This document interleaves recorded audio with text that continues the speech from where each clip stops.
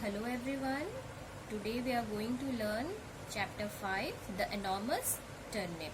enormous का मतलब है बहुत बड़ा, turnip का मतलब है शलगम.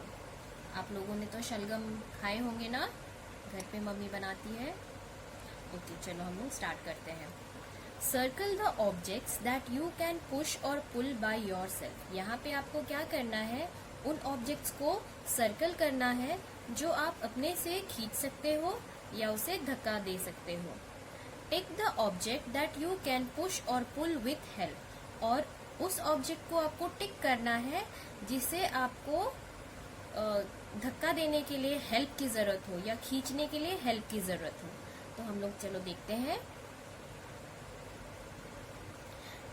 तो चलो हम लोग देखते हैं.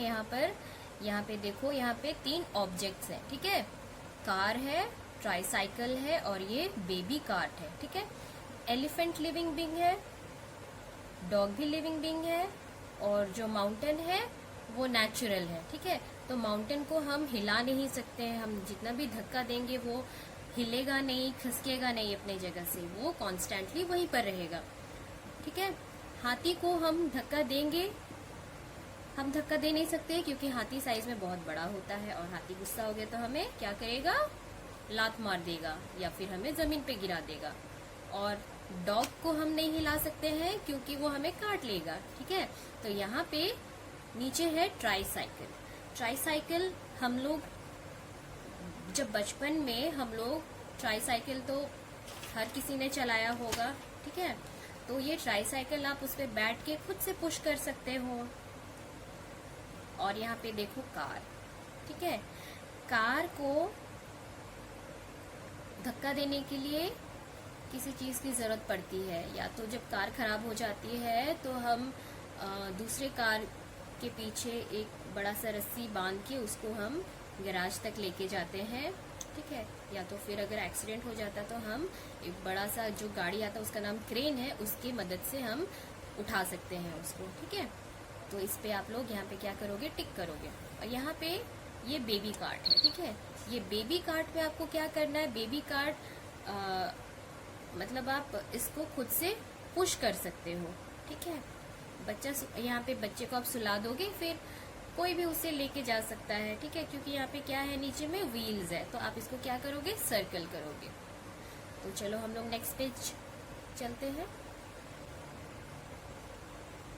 Let us read a story about an enormous turnip that grew on a farm. तो अभी हम लोग एक बहुत बड़े से शलगम के बारे में पढ़ने वाले हैं जो एक खेत में एक फार्मर ने उसे लगाया था. ठीक है, तो चलो हम लोग शुरू करते हैं. Once upon a time there lived a farmer with his wife.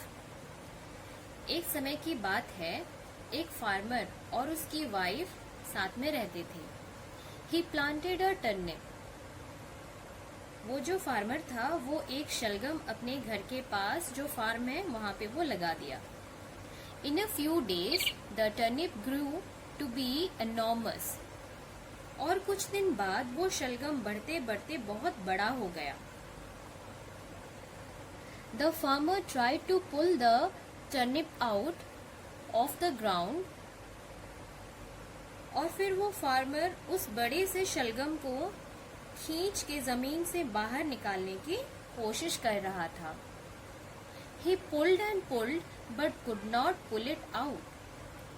वो खींचता रहा लेकिन उस बड़े से शलगम को निकाल नहीं पाया और उसने अपनी वाइफ से मदद करने के लिए बोला.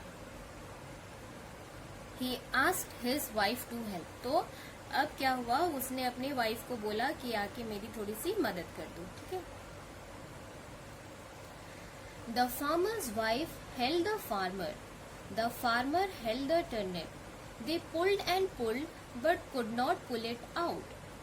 अब क्या हुआ, यहाँ पे वो फार्मर की वाइफ ने फार्मर को पीछे से कस के पकड़ा और फिर फार्मर शलगम को कस के पकड़ा और ये लोग खींच के शलगम को बाहर निकालने की कोशिश कर रहे थे. पर इतने कोशिश करने के बाद भी वो शलगम बाहर नहीं आया.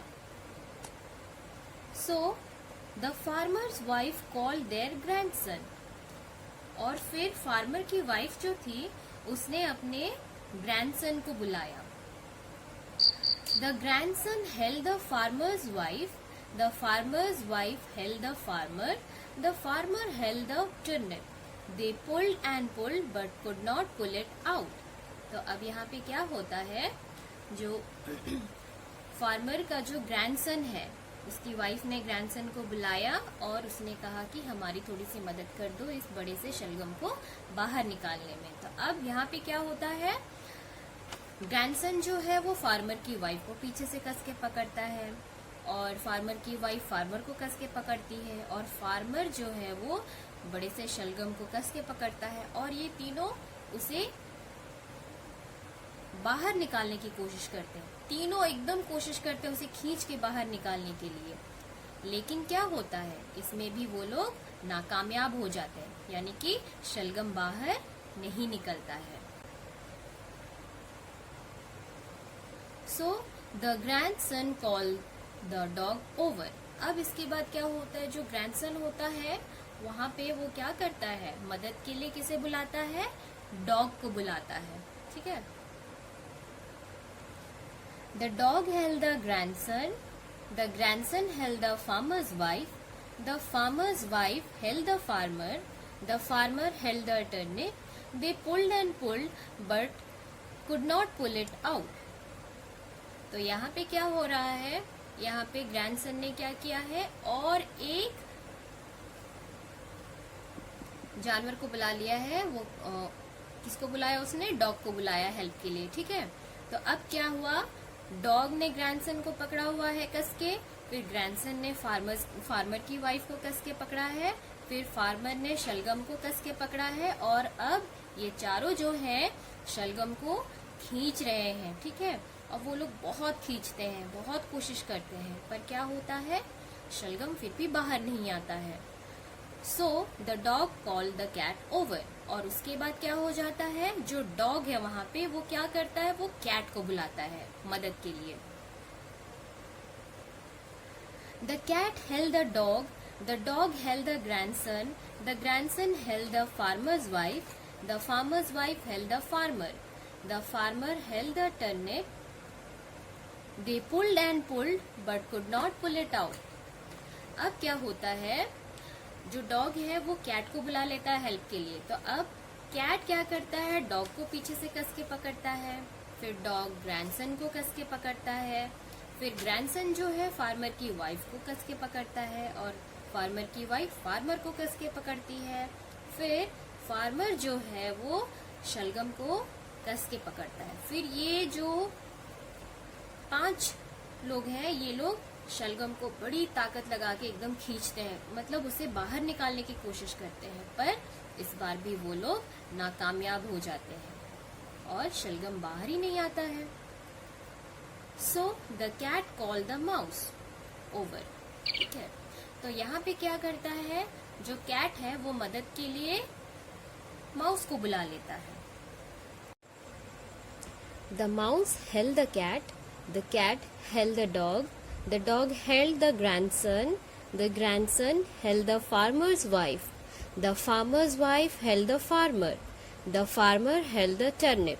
They pulled and finally pulled out the turnip. तो यहाँ क्या होता है, माउस आया होता है हेल्प करने के लिए। तो अब माउस क्या करता है, कैट को पीछे से कस के पकड़ता है, कैट डॉग को पकड़ता है, डॉग ग्रैंडसन को पकड़ता है, ग्रैंडसन फार्मर की वाइफ को पकड़ता है और फार्मर की वाइफ फार्मर को पकड़ती है और फार्मर टर्निप को पकड़ते हैं, यानी कि शलगम को पकड़ता है। और फिर ये लोग सारे लोग मिलकर क्या करते हैं, टर्निप को कस के खींचते हैं और वो तब तक कोशिश करते रहते हैं जब तक कि शलगम निकल ना जाए और फाइनली शलगम निकल जाता है।